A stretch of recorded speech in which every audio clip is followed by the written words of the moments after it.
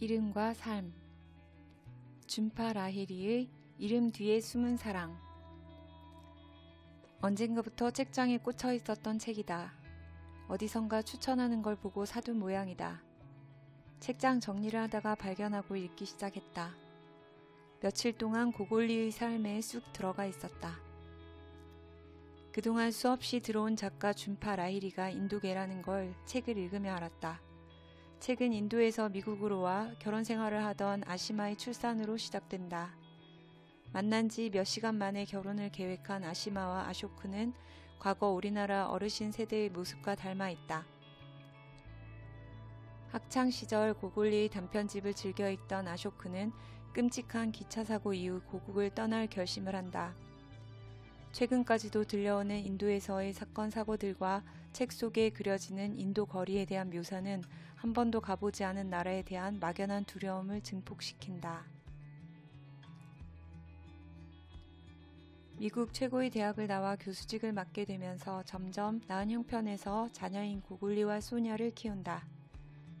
인도는 어린 시절 애칭으로 부르고 공식적인 이름은 따로 있는 모양이다. 기차 사고 때 자신을 기적적으로 살려준 고골리의 책을 떠올리며 아들의 이름을 미국 이름도 인도 이름도 아닌 고골리로 지은 아쇼크는 아들을 학교에 보내면서 니킬이라는 새로운 이름을 주려고 한다. 의미를 알지도 못한 채 다른 이름으로 불리기 싫었던 고골리는 원래 이름을 쓰겠다고 하여 고골리로 학창시절을 보낸다. 철이 들면서 독특한 이름이 부끄러워지기 시작한 고골리는 결국 이름을 니킬로 바꾼 채 대학 생활을 시작한다. 자신을 고골리로 기억하는 사람들과 니킬로 알고 있는 사람들 사이에서 그는 두 명의 사람처럼 살아간다.